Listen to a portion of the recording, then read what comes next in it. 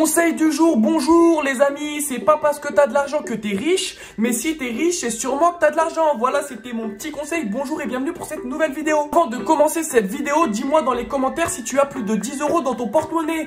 Tout le monde s'en fiche, mais moi ça m'intéresse, alors dis-le moi dans les commentaires, c'est très important. Et que serait une vidéo YouTube sans la petite pause? Abonnement les amis. Alors je te laisse 5, 4, 3, 2, 1. Vous êtes tous abonnés. Alors déjà de 1 je retire mon casque. Et de 2 vous êtes les box. Donc on commence, go. Si je dois les fumer je le ferai tout seul. Tire sur la...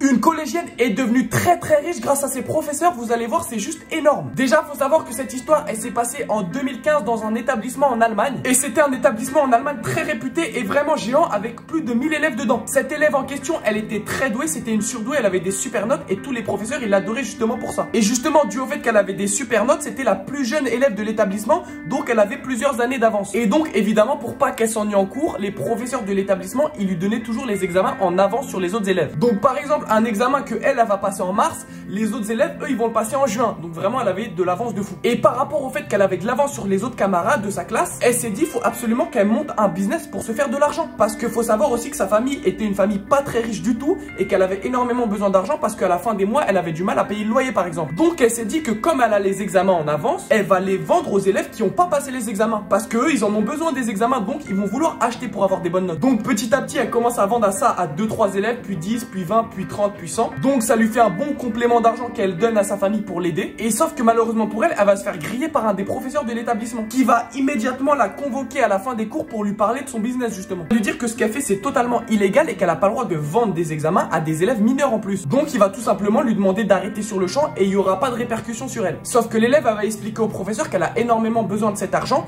et qu'elle peut absolument pas arrêter parce que sa famille a besoin de cet argent. Donc limite elle va le supplier de pouvoir continuer son business sans qu'il la balance. Mais sauf que le professeur il est loin d'être fou, il sait qu'elle fait énormément d'argent grâce à ça. Donc lui il va lui dire ok je te balance pas, mais sauf qu'on va faire 50-50 sur tout ton chiffre d'affaires. Et en plus de ça, pour que t'en vendes à encore plus d'élèves, je pourrais passer des examens des autres classes par exemple. Elle sent qu'elle se fait arnaquer mais de toute façon elle a pas le choix, donc elle dit ok pas de souci, on fait 50-50 sur les revenus. Donc là petit à petit ils continuent leur business qui commence à devenir de plus en plus grand et limite tous les élèves ils passent par elle avant de faire un examen. Et sauf que malheureusement pour elle, son succès va créer son échec aussi, parce que du fait que ça soit extrêmement connu, ça va revenir aux oreilles du directeur de l'établissement. Et lui directement en entendant ça, il va pas passer par 4 chemins, il va directement convoquer l'élève dans son bureau. Et là il va lui demander des explications et pourquoi il entend que des élèves payent pour avoir des examens. Et il lui dit clairement essaye pas de me mentir, je sais déjà tout de toute façon. Et sauf que là la collégienne pour s'en sortir, elle va balancer son professeur. Elle va tout simplement dire que elle y est pour rien et que c'est son professeur qui a tout manigancé et qui s'est servi d'elle parce qu'elle était soi-disant plus intelligente que les autres pour pouvoir vendre les examens justement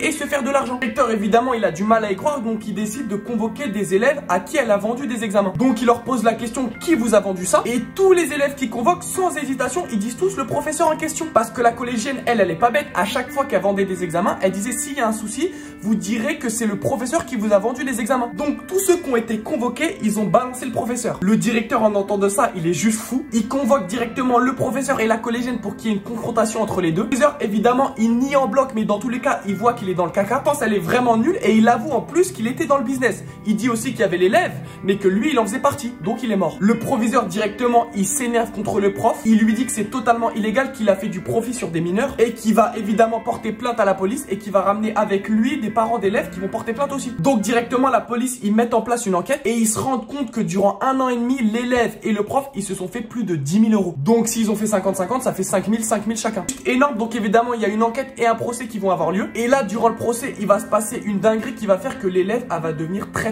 riche. Vous allez voir c'est juste une dinguerie. Et c'est justement là le moment que vous attendez tous, comment elle est devenue super riche. En fait durant le procès du coup il va y avoir tous les élèves à qui ils ont vendu des examens qui vont se faire interroger justement. Et là tous les élèves sans exception ils vont balancer le professeur et au final il va y avoir aucun élève qui va parler de la collégienne. Elle, la collégienne, quand elle va être interrogée, elle va dire qu'elle a été forcée par le professeur à faire ça et qu'elle est vraiment choquée et qu'elle pense qu'elle s'en remettra jamais parce que soi-disant il a menacé etc de faire ce business. Le professeur au final il va être condamné à rembourser tous les élèves. Donc il va devoir sortir la somme de 10 000 € pour rembourser tous les élèves. Et en plus de ça, comme dommage et intérêt, il va devoir verser 10 000 € à la collégienne en question, qui, je rappelle, c'est elle qui a créé ce business. Donc le professeur, il va lui verser 10 000 €, rembourser en plus de ça tous les élèves. Donc la collégienne, au final, elle aura rien eu, et en plus de ça, elle aura gagné 10 000 € et elle pourra continuer son business tranquillement après, grâce aux autres élèves qui l'ont pas balancé. Donc elle est clairement devenue super riche grâce au professeur. Donc elle a super bien géré son coût, on peut dire ça. Et en plus de ça, au final, le professeur, il a été interdit de travailler dans les systèmes scolaires. Donc pour lui, tout était perdu, vraiment. C'est juste incroyable cette histoire. Et voilà les amis, c'est déjà la fin de cette vidéo. N'hésitez pas à liker si la vidéo vous a plu, à commenter en me disant ce que vous pensez justement de l'élève en question, ce que vous auriez fait à sa place justement, et évidemment à vous abonner si vous êtes les boss. Mais bon, ça c'est juste si vous êtes les boss. Enfin bref, ciao.